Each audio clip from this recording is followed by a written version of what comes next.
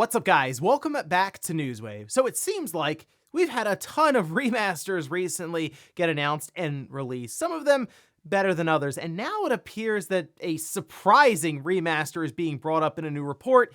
This one coming from Sega, and we'll go over that here today. Also, we are going to be talking about more bad news for E3, specifically when it comes to large publishers, with one deciding, seemingly at the last minute, to not attend the show. And we'll also be talking about Xbox Game Pass and the best deal in gaming that is kind of dropping the best deal in gaming. Guys, if you enjoy these videos, make sure you hit that like button, helps out a ton. And if new here to the Spawnwave channel, make sure you subscribe down below. And we're going to start today with a big event that'll be happening in a couple of hours, that being a gameplay session with Eiji Aonuma for The Legend of Zelda Tears of the Kingdom. We can see this tweet posted up by Nintendo of America saying, join The Legend of Zelda series producer Eiji Aonuma for roughly 10 minutes of gameplay from The Legend of Zelda Tears of the Kingdom. That's today, 7 a.m. Pacific or 10 a.m. Eastern time, this over on Nintendo's YouTube channel. I made a video kind of going over some expectations, even hopes, for 10 minutes of gameplay. Now, some have pointed out that could be 10 minutes of gameplay, and then there's additional content that they'll be going over, maybe the Switch, this special edition system, or maybe just more portions of them kind of talking and explaining aspects of the game. But I'm going into it just thinking we're going to see a 10-minute presentation overall that hopefully can squeeze a lot of information into that small block of time, but I guess we'll find out in a couple of hours. Also, here's something out of left field for retro news. This has to do with the Nintendo 64 and Conker's Bad Fur Day, a game that, well, I think surprised a lot of parents after they decided to rent this for their kids. But take a look at this. This posted up by Tim Stamper says, I have way more than 12 tales to tell. Now, Tim Stamper, of course, was the co-founder at Rare, not necessarily with them anymore, any of that. I say not necessarily because obviously they still have a lot of very interesting pieces here from the history of Rare, and this one got some traction online, and kind of obvious because 12 Tales is Conker 64 before it became Conker's Bad Fur Day. There was, I assume, one that was nearly complete, or maybe even complete enough to where it could be played, that was the vision before they turned Conker into the M-rated, we'll say, version of Conker's Bad Fur Day. And there have been talks about this, whispers online, some images here and there, but for the most part, we haven't had a build just actually released. And Tim Stamper's just sitting here with it plugged into a Nintendo 64. It looks like a prototype build on that kind of cartridge. And now people are hoping, can you dump this online and release it so we can take a look at it? There's a few things that could happen here. He could just play it or show it off and just take pictures, and we at least have some new information there to go over. But it'd be really interesting to see what the plan was before they had a massive shift in tone with Conker for Conker 64. Oh, and last night, 8 p.m. Eastern time, the 3DS and Wii U shops did indeed close down. There was some weird stuff going on throughout the day that was documented by people on Twitter, where there was maintenance and it was down for a couple of hours, and some were wondering if that had to do with just a large amount of traffic hitting both shops. But as of now, if you do go to either eShop, you can see this posted up by Oatmeal Dome on Twitter as a couple of screenshots for the Wii U. The little Nintendo eShop just saying it's no longer possible to make purchases in the Nintendo eShop for the Wii U system. And then if you look at the 3DS side, it still shows things like the game icon, Super Mario 3D Land, just says this software is currently unavailable. So there we go. End of an era here for the Wii U and the 3DS when it comes to buying games digitally. You can still re-download them, but that's pretty much it for any purchases done on those eShops. And guys, with some of the quick news out of the way, let's get into the bigger stuff. Let's start right away with a surprising remaster. It's one that we've mentioned before on the Spawncast as a remaster we would like to see, mostly because we're just seeing so many remasters. I mean, even Chrono Cross got one, and I think anyone really expected that, although it was kind of a low-effort remaster, but they have gone back and done more work to it to try to at least get it to an acceptable level. But we've seen some range from that all the way up to Metroid Prime getting one that blurs the lines between remaster and remake, and we're even sitting here looking forward to Batten Kaitos in 2023. So I guess anything's possible, which is why I'm not immediately dismissing this report. Take a look over on Insider Gaming. They say, Skies of Arcadia getting a remaster. It's claimed. Yeah, that's Oh, the hopes are high now, obviously, but this is coming from Xbox Era podcast that aired on Sunday night, and in this podcast they discuss the Skies of Arcadia remaster apparently being a thing, something that at least is in the works right now. All right, so Skies of Arcadia from Sega. Keep that in mind, but from Sega, they released it on the Dreamcast to almost 23 years ago. Wow, that's it's tough to actually think about that one 23 years ago. But obviously, the Dreamcast didn't go over the best for Sega, and after they folded their hardware division, they started moving their games elsewhere, and one place they decided to go was the GameCube, and that included Skies of Arcadia. In fact, I think 2 years later, it ended up showing up there after not doing the best, like I mentioned, on the Dreamcast. Insider Gaming seems to point out some sort of image they found of the apparent remaster. They can't confirm it. That seems odd that there would just be an image of it floating around, although I will say this. The image looks like what I'd expect Sega to do in terms of effort for a Skies of Arcadia remaster. Basically, I don't think Sega's gonna go, you know what, we gotta give this the Metroid Prime remaster treatment. No, I think this would be more the Chrono Cross treatment, although it would still be pretty cool, I think, just to have Skies of Arcadia available on modern platforms, because this is a situation where the game in question is 23 years old. So there are a lot of people who just never played it because the PS4 was their first system, right? Something like that. So bringing that up would at least be a way to introduce it to a new audience. My only concern is it is like the definition of traditional turn-based RPG, and while I think there's still a market for that, like I enjoy a good turn-based RPG, I understand the newer generation now is leaning more towards action RPGs, and that's kind of the route something like Final Fantasy 16 has gone. The developers, the producers, they like turn-based, but they also understand the market, and I think Skies of Arcadia coming up as a remaster would mostly be for old people like me, and I'm sure many of you. So in that case, yeah, I would like to see Sega do it. Hopefully it just doesn't release broken, and if they can just smooth things out and make it work a bit better for 4K displays, put it on everything possible, maybe they get lucky and it gets more attention than they're expecting, and we can be on our way to a sequel, a new Skies of Arcadia game. That's the best possible scenario there. But here's hoping this is an actual thing, because that is a fan base that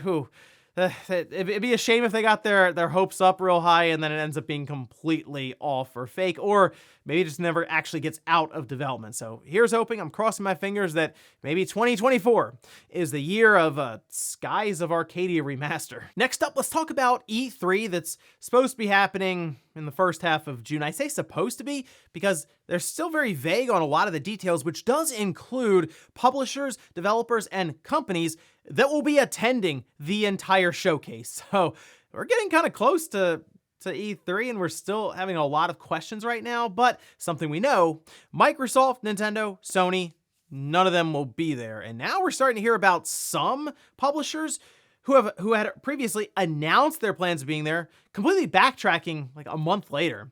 Take a look at this. This was a scoop by VGC. And they say, in a statement issued to VGC, the company said, this being Ubisoft, it has now decided to move in a different direction and will instead be holding its own Ubisoft Forward live event on June 12th in Los Angeles. This is from a spokesperson at Ubisoft talking with VGC, saying, E3 has fostered unforgettable moments across the industry throughout the years.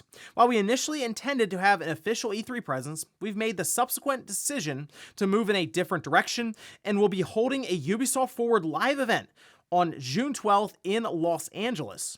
We look forward to sharing more details with our players very soon. So this is very strange, isn't it? Ubisoft is still going to Los Angeles. They're going to have their Ubisoft Forward event June 12th, the day before the industry part of E3 takes place. That's June 13th to the 15th, and another couple of days they'll have that open for the public. So I guess Ubisoft will still be there in the sense that if there are other industry members or developers or other publishers that maybe they want to talk to behind closed doors in meeting rooms, they can still technically make their way over to E3 and talk with them, but they're not going to have a presence at E3, which no booth, I guess, no kind of live presentation if they were even going to attempt that.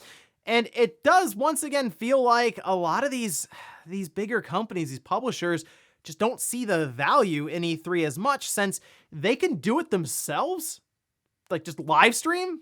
They hit a button and okay, we're going, and that's it. I mean, they can also hold their own event at a venue without having to then pay to, I guess, use the E3 logo on their marketing. Again, it was different back in the day when you didn't have the ability to live stream as easily or reach this massive audience. You would go there, everyone would converge in E3, and it would be a lot easier to get the word out, whereas now it's just a couple clicks of a mouse and setting up a title and all of this. And that's all I can really assume here, despite a lot of these publishers and companies saying that E3 is still very important. Their actions are actually going the complete opposite direction. So wow, it's interesting stuff here for E3. A bit concerned actually about that list that they're going to release. Is Konami the flagship here? Is that the big company? Is Capcom going to have much to show there? EA? Square? Again, I don't know. To me, at this point, I'm just assuming all of them are out of E3 until we do get that list that at least tells us who's going to be there, because it's a little sketchy over there at E3. Next up, let's talk about Avatar: Frontiers of Pandora. This is a game that was officially announced years ago by Ubisoft, and people have been really curious as to what exactly they're going to do with this intellectual property. What kind of game are they going to make? Because I guess we were sort of assuming it would be a third-person action-adventure style game, and Ubisoft, they can make those titles. Assassin's Creed, they've continued that along, and it's actually been building in overall popularity and success. But they had to delay it. It was originally supposed to show up with the newest movie, and they had to push that a bit, and obviously there were a lot of problems in development with everything that was going on with the pandemic and remote work, things getting shaken up, so a lot of just deadlines, timelines did get pushed back. But now we're starting to see maybe a bit of a different perspective, literally, than people were expecting with this one. There were leaks now of different stills, apparently from gameplay, and there's also talks about just entire video of gameplay being leaked out there. Now, I can't necessarily show you the image here, but I did at least want to go over the text that Script Leaks R6 put out there, and this seems to be getting backed up by many people, will say, out there in the gaming world. They do say Avatar likely always first person, and in the screenshot that they shared, it is a first person viewpoint in Avatar with a gun and like the mechs and all this. I think people were a little caught off guard that this would be first person, although the studio behind it technically created The Division and then Far Cry 3, so it could have gone either way, The Division being third person and then Far Cry 3 being first person, and this is a big time release for them, for Ubisoft especially. But I mean, think about it, Avatar, incredibly popular. It grossed a ton of money at the box office, and you feel like the game itself would follow suit, at least when it comes to interest and overall hype. And then with another screenshot that was shared, Script mentions that they'll also have gameplay soon. And then in the second screenshot, it appears to show the game from a third-person perspective, although it does look like it's from a cinematic or a cutscene or something in the game. So I am pretty curious as to the direction of this game now after seeing a first person and a third person image. Maybe it just goes between the two perspectives depending on the area you're in, or maybe the part of the game or anything like that. So interesting stuff here. And I'm curious, would you prefer to have the new Avatar game be third person or first person? Let me know. And in our last bit of news, let's talk about Xbox Game Pass, specifically the best deal in gaming. Not necessarily the $15 a month service, no, the $1 trial offer. And this is something that people have used to kind of make jokes, memes, and all this online. For just $1, you get, yeah. But now it appears that Xbox is doing away with that, and actually just in time for Redfall and Starfield and Forza, basically most of their games coming up, right? But we can see The Verge did get a statement from Microsoft where they say, we have stopped our previous introductory offer for Xbox Game Pass Ultimate and PC Game Pass and are evaluating different marketing promotions for new members in the future. Now, if you think about this one, they've been in the customer acquisition phase basically since the announcement of we're going to put all of our big time first party releases there day one. They have been looking to accrue members for Game Pass ever since. Also, it is tied apparently to Satya Nadella and Phil Spencer, their compensation overall, right? For performance metrics, users in Game Pass is one of those metrics, all right? So it makes sense. They're like, we'll just give it away for $1 for the first month and then get you in the door. Then we start charging you from that point. But people were taking advantage of it a few different ways. One was apparently you can stack Xbox Live and then use this offer and it jumps you to that to Xbox Game Pass Ultimate like completely. There were different loopholes people were taking advantage of here. And to be honest, Microsoft's probably looking around saying, well, we have games coming up, like actual big time games that are going to have serious marketing behind it, like Starfield. So we don't necessarily need the price to be $1 anymore to get people on board. They're getting to a point where they want to actually start making sure all these signups are just $15 a month or $10 a month for PC Game Pass. And it's just not required as much when something like Redfall, sure, but definitely Forza, Starfield, and they get further with Hellblade 2, Fable, Perfect Dark, and then just continue to stack game after game after game, and then some third-party releases. Yeah, you'll look at that $15 a month and be like, wow, that's actually pretty good. And that is when they move it up in price like most of us expect they'll have to do someday. And before we go to the comment of the day, we're gonna take a look at the poll that I posted up yesterday. We're asked, have you played Skies of Arcadia before? Look at this.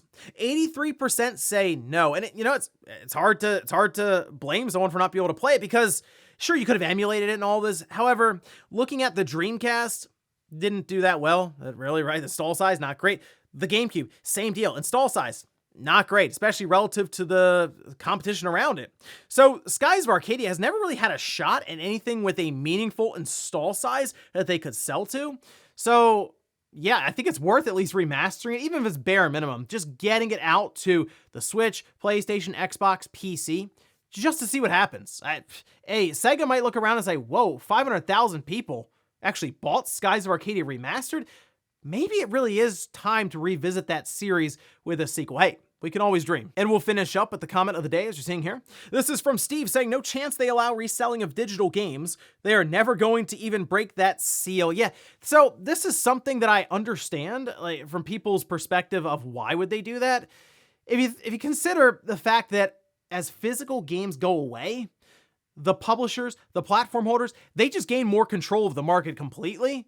And maybe part of that is we just never allow any kind of trade-ins or selling for these digital goods. But I will say this, if the entire world shifts in that direction to where digital goods become unique and it's commonplace, you might not really have a choice. That just might be the way we go with things. And maybe that's what forces their hand. But I do understand what you're saying here. There's no financial reason that I can really think of that's meaningful enough for them to even go down that path. And also, technically, that means they could sell out of digital stuff, right? That'd be weird, wouldn't it? You go to the PlayStation store or the eShop or the Xbox store, and it's like, oh no, you can't buy that digital copy. It's completely sold out. What a weird world that would be. And ladies and gentlemen, that's going to do it here for Newswave. If you enjoyed this video, guys, hit that like button. If not, hit the dislike. Leave comments down below about everything we talked about here. Today was Skies of Arcadia Remastered. If you're someone who would like to see it, be honest, do you think it stands a chance still in 2023 or say it comes out in 2024? And then also, what about E3? With Ubisoft now backtracking a bit, saying they're not attending the showcase, do you think E3 itself is in trouble? Thanks guys for watching, and I'll see you next time.